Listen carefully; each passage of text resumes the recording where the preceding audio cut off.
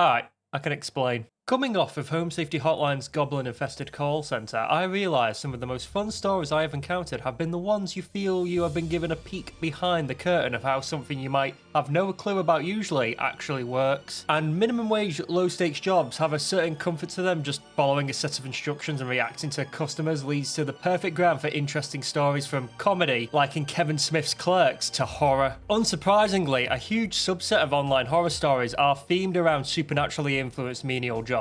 But as we all know, the true inescapable incorporeal spectre haunting all jobs is capitalism, and garlic round the neck and sunlight won't do much to stop that. So today I am talking about 3 games about trying to earn £12.21 an hour without a ghost gnawing your bollocks off. To begin, I hope you like pastries, because we're off to Denmark to be a hospital security guard in Security, The Horrible Nights. At only £4.50 on Steam, this is one of the cheapest games in this video, but had the highest playtime as, much like the Blob, it was extraordinarily absorbing. The closest to a horror anthology game I can think of outside of the Dark Pictures universe. This is a series of unconnected solo night shifts where, along with standard security and maintenance duties at the hospital, you are also tasked with investigating and defeating a new supernatural threat, and you only get a single shot at it. Mess up and die, which is extremely easily done. You will be taken to another night and another threat from a rotating list of 19, with only 12 to be beaten to actually complete the game. Threats range from zombie viruses to kaiju attacks and ghosts,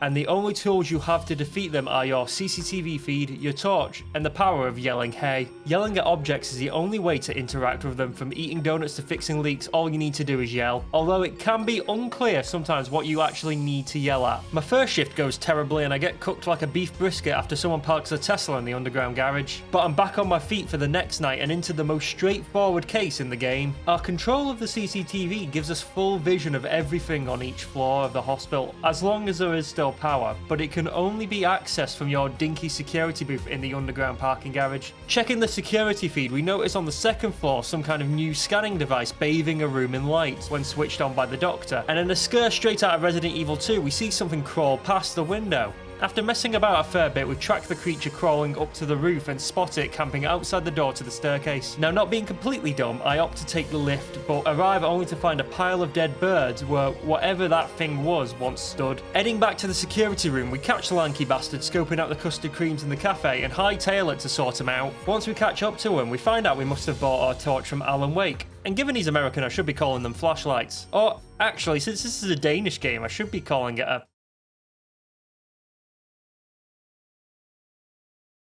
So the torch burns the monster, scaring it off, and I pursue it into the lift. This begins a loop of using the cameras to determine where Mr. Steal Your Light Bulbs is hanging out, and dealing as much damage to his health bar before he scuttles off as possible. Neither the staff nor the patients seem particularly bothered by the monster, so maybe this is just what Denmark is like. We manage to corner the creature in the morgue, only for our torch to die on us, and the creature ends up chasing us instead. Returning to the security room, we get a scare that I am not proud to admit made me make a noise I have never heard come out of me when we switch to the garage cam and find the creature stood over us before we are grabbed, but we are able to escape. Doubling back on ourselves to avoid the monster, we find the creature attacking the doctor operating that scanner we saw at the start of the night. Rushing over, we activate the scanner and fry the monster with a burst of light, completing the case. This was the most straightforward scenario in my opinion, and the cases rarely follow the same format. The simple base game and controls are deliberate to function as a canvas for whatever crazy shit the game throws at you. Cases often even switch genres and influences. One in particular turns the game into a Vampire Survivors clone with a collectible team of monsters, and the Godzilla attack has you navigating a pitch black hospital, fetching survivors and evading the kaiju before escaping via helicopter. But my favourite twist on the gameplay begins with a hospital filled with soldiers. Beginning the night, dozens of soldiers are guarding all the stairways, while other soldiers are conducting scans of rooms. One thing I really like about this game are the little details put into every night, like the huge line for the bathroom on this floor due to soldiers scanning every other stall. Up on the roof, the vegetable garden has an unusual addition currently being watered by the janitor, and a patient on crutches has fallen and needs help, making us head up to the ward, and when we return we find the plant has now grown remarkably, and the janitor would now fit in several bin bags. Investigating the plant causes it to release spores, but nothing else seems to happen until we suddenly feel very hungry. We are then sent around the hospital collecting various food items until a rather cute looking snail monster explodes out our chest. We are now in control of the monster. Our goal is to reach the hospital roof, but the final exit is blocked by a huge amount of soldiers with no way around.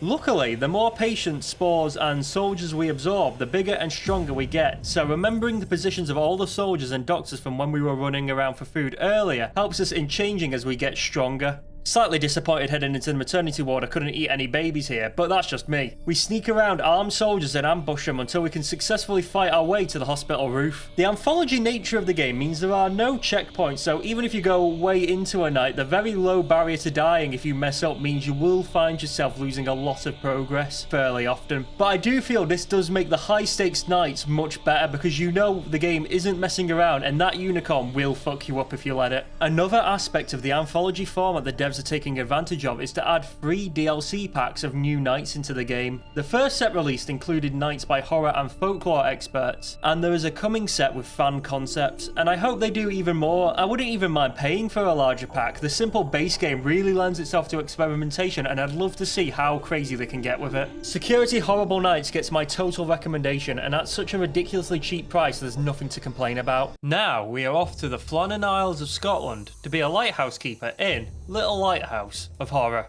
This game is heavily influenced by the real-life disappearance of 3 lighthouse keepers on the Flannan Isles in the Outer Hebrides of Scotland. December 1900, a relief ship arrives on the Isles to find nobody had come out to welcome them. When a replacement keeper crossed onto the island, he found that despite waterproof clothes and fueled and clean lanterns left inside the lighthouse, something had vanished the entire experienced crew. The most likely explanation is a rogue wave sweeping all the crew at once, but that would require a wave over 100 feet tall in order for it to smash a box found at the top of a cliff on the island, which was one of the only signs of anything amiss. This would also involve all lighthouse keepers being outside at the same time, some without coats and lanterns in far north Scotland, which on a good day looks like this.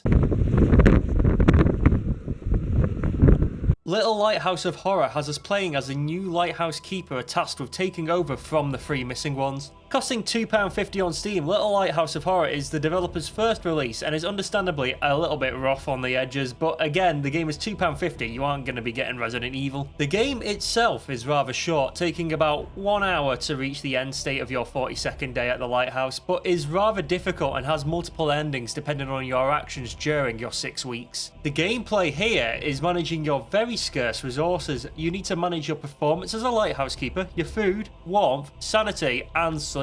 And this is all balanced in a way that at least one of them is going to be suffering whenever you do a task. Managing heat requires minimizing time outside, especially in bad weather, and when it gets too low you have to sit perfectly still in front of a fire, but the fire itself requires going way out into the cold and chopping logs. You can probably guess how managing sleep works, but the game has an annoying habit of also jumping you with some ghost bullshit whenever you do. One sign of a toxic workplace is being contacted outside of office hours, and being woken up by ghosts to investigate an abandoned cellar is absolutely ticking that box. So you end up roughly once a week getting woken up to be the world's shittest ghostbuster while half dead from sleep deprivation. Food is probably the most straightforward need. See corn, grow corn, eat corn, and as long as you don't leave harvesting too long, food growing on the island should keep you alive, but every week a supply ship comes, and making use of a system of flags, you can request 3 lots of 3 different items, one of which is food, but the other 2 items can only come from the supply ships: kerosene for the lighthouse light, and spare parts for any faults that occur with your equipment. Kerosene is needed to keep your job. Depending on the weather, the light needs to be used at different settings to conserve fuel, and on foggy days the bells need to be rung instead of using the light.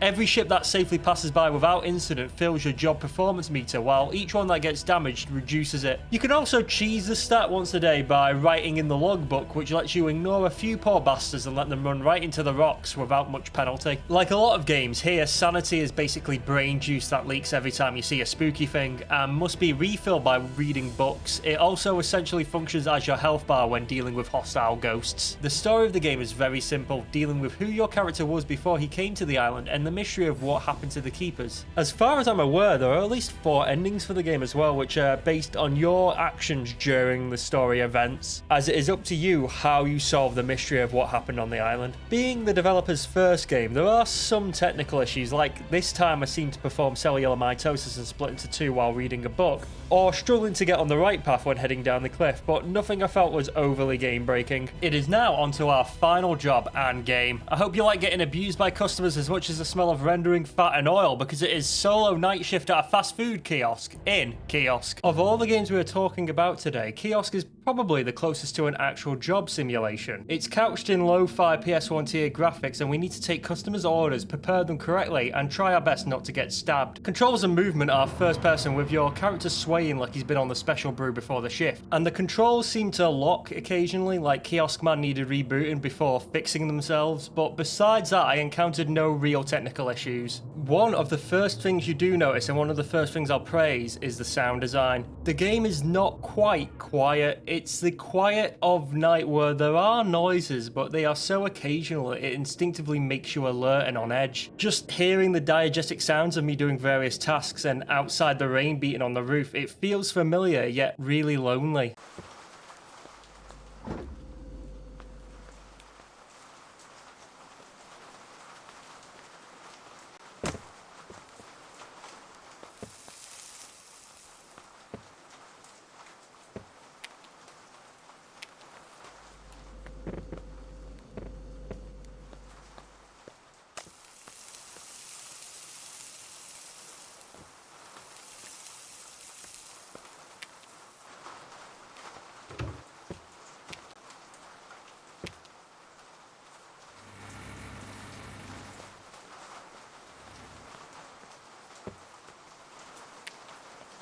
I must admit, this affected me so much I freaked the absolute fuck out. Upon hitting my first ever jump scare, I did what anyone would do and grab a security lettuce for protection.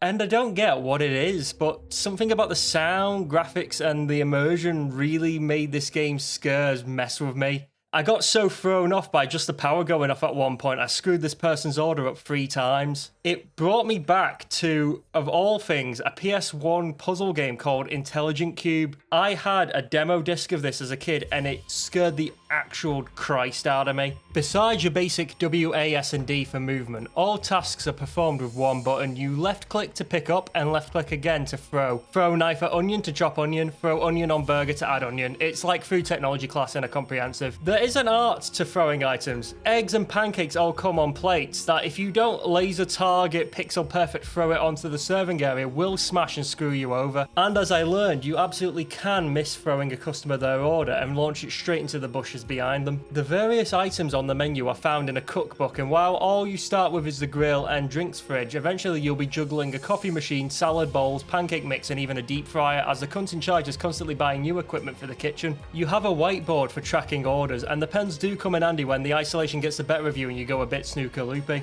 The actual main story isn't much to mention. Spooky notes left by previous worker, vague threats, but the occasional power outage did go right through me, and this fucking clown customer unnerved me enough to always put a knife by the serving hatch just in case. Each day brings new items to the menu, new regular customers to resist throwing knives at, even when they ask you for a hot dog with only lettuce, and a confrontation with your own messiness, as the kitchen is only organised when loading a new level, meaning getting the weird thrill of trashing a well-organised and clean kitchen each shift requires returning to the menu after every night. Really, with all the things you are juggling by the final days, the horror elements are an interruption in the loop of cooking random orders and screw over my idyllic I just want to grill fantasy. Luckily, the dev listened to fans saying the same thing, and as well as the main game, there are 2 different infinite modes, Relax and Endless. Relax is just what it says, a completely zero stakes endless shift with no scares, allowing you to take as long as you want between customers' orders, and even customizable to the point of letting you disable whatever aspects of the game you want to. Meanwhile, Endless mode is a 1000 APM can't leave your seat, might as well shit yourself intense cooking action that has you reenacting the film Boiling Point. You are given an absurdly small time limit, and the only way to extend it is to fulfill orders. Efficiency of action is what you need to learn here, and learn it quick. Moving around the kitchen like an invasive species, you need to be throwing things across the room to save time, and the tiny time frame between things burning or spoiling means you can never have things ready prepared for customers, so you have to do it all fresh. As my former shift manager at McDonald's learned, I am damn good at launching things directly from the deep fryer at customers, and got to use that skill plenty in Endless mode. Really, the cooking is so fun. I wish the devs would take it and expand it into its own cooking game. In the main story, seeing the same types of people coming every night, and even your regulars who clearly don't mind you just cooked a hot dog off the floor for them, gave it a homey, almost communal feel, and I actually really loved it. Now that I've reviewed several job-based games, it's had me wonder which ones I'd actually take as employment. Going all the way back to my first video, I'm not a pig, so being a detective from Unheard is out of the question, and doubly so for a landlord and beholder. I absolutely would spy on people through the monkey cage network, and do not believe anyone would say otherwise, so do not feed the monkeys gets a big tick. A call operator for Home Safety Hotline could be rewarding, but really, what job security kind of place that threatens to turn you into a mouse offer? A security guard at a hospital, I imagine, given how many things are totally reliant on you, pays pretty well, but there is a certain level of risk of being stabbed by a ghost I'm willing to accept, and this goes right over it. Lighthouse of Horror, absolutely no questions asked. I'm so ready to get mysteriously vanished. Kiosk, this is a maybe given my resting heart rate while immersed in the game, plus all the free food off the floor. I doubt I will live a month working this job. While finishing recording for this video, I was recommended another game that could fit in. It's seemingly very similar to Home Safety Hotline. It involves viewing the security cameras in haunted houses. I'm sure I could fit it in. There's fucking 7 of them! Bloody hell, 5 videos. This was a shorter one as my next video needed more time for recording and writing in order to get it out around a month after this one. I have no idea why I've ended up liking so many games that are just job simulators, and I have enough games to keep making videos like this if people like them. I'm really grateful, by the way, for all the people that have been leaving comments and stuff. It really boosts the video to a ridiculous degree, even one comment. I'm very grateful and thank you. I'm gonna leave you now with a hint as to what my next video is gonna be about, and until it comes out, I've been Daniel Wadsworth, and thank you for watching. Hello? Are you still there? The imps are about to lock up. Your nocturnal perseverance has earned you a hidden gaming tip. Go to bed.